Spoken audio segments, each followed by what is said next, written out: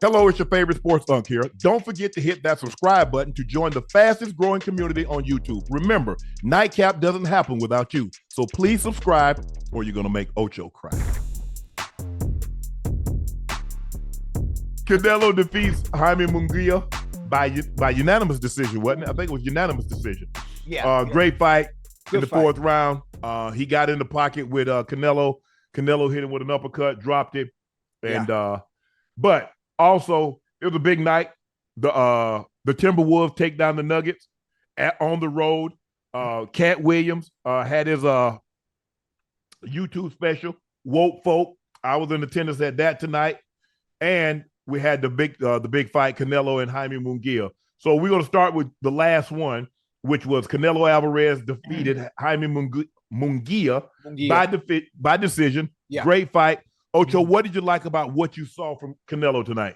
Well, before I get to Canelo, obviously from Munguia had a good game plan. I think at some point, obviously you think about Mexican fighters always want to add pressure, always want to come forward, volume punching, and that's what Munguia started out doing. First round, he won first round fair and square. A lot of punches were thrown. Obviously, fighting in the pocket when you're fresh in the early rounds is okay to do. Canelo normally starts slow. He doesn't throw as many punches. He somewhat dissects you. He gathers information, catches the rhythm, figures out your routine, and starts pouring it on in the later rounds. Munguia got dropped, I think it was in the third round. Canelo caught him with a quick uppercut. Fourth. Yeah, it was the fourth. It was the fourth. Caught him with a quick hook in the uppercut. And one of the things I would say about when you're fighting someone like Canelo, him fighting in the pocket, as powerful as he is, where most of his punches, I don't know what percentage it is, they're power punches. You got to be careful. You got to be careful with that. But other than that, Munguia fought a good fight. But Canelo, obviously, dude, his ring IQ is phenomenal, and he just wasn't able to win it. I don't think Munguia had enough power also to keep Canelo off of him. So Canelo was damn near walking through everything. Yeah. It was a really good fight. Really good fight. I don't think he ever garnered Canelo's respect. No. Because like you said, Canelo just started walking him down. And then when he sat in the pocket with him, he caught him with a one doing the uppercut and put him to the turf. That was the first time, the canvas, excuse me. That's the first time Munguia has ever been down. Yeah. I think the thing is with Munguia, and he's so much bigger. I mean, if you look at him, he's so much bigger than Canelo. Yeah. And I thought he could hurt Canelo, but he didn't seem to really bother Canelo. Yeah, he tried some everything. He tried to jab him. He tried to go to the body, but everything that he threw Canelo seemed unfazed by it. Yeah.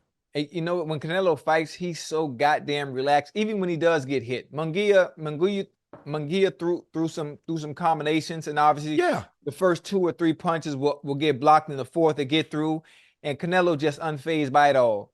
Right. Unfazed by it all. He always remain relaxed, even if he does get caught. And it's so difficult. They make it look so easy. But it's so difficult to do, to get in the ring or have punches coming at you and someone trying to knock your head off and just stay calm and relaxed the entire time, which is why obviously they are the elites at what they do.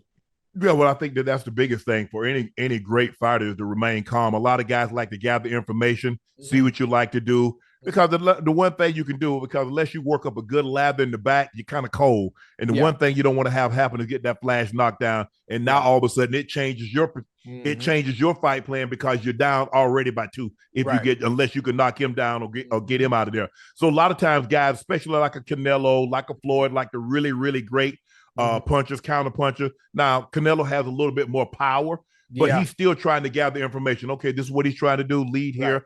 Okay, he's going to try to counter some of my things. And so, okay, let me get into the third, fourth, fifth rounds. Normally, the middle rounds, he starts picking it up because he's gathered all the data that he needs. And so now it's time for him to put his plan into place.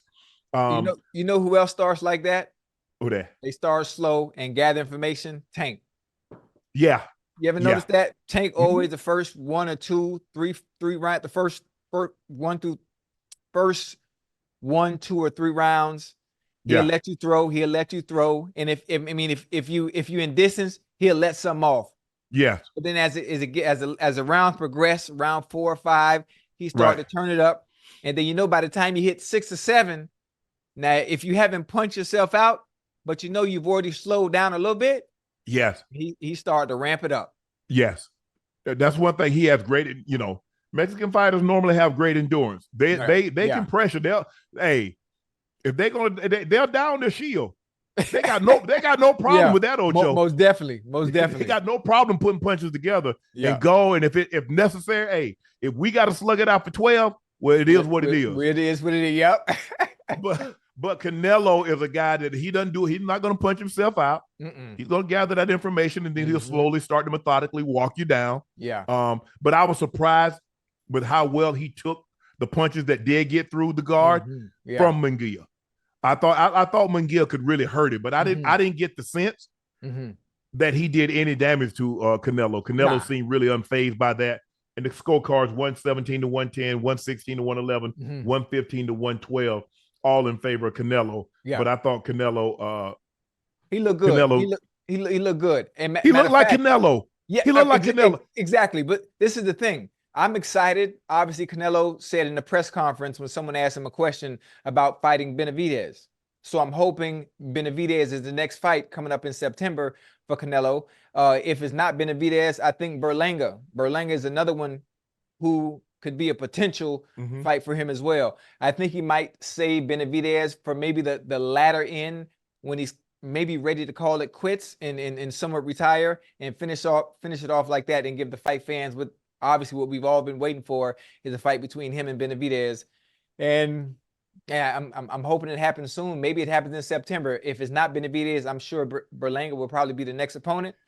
But Canelo, man, real deal. Holyfield, man, all the way across the board. Yeah, you look at Munguia threw 127 more punches than Canelo, but Canelo landed 64 more punches. Munguia was active. I mean, running in place, that don't mean you're going anywhere.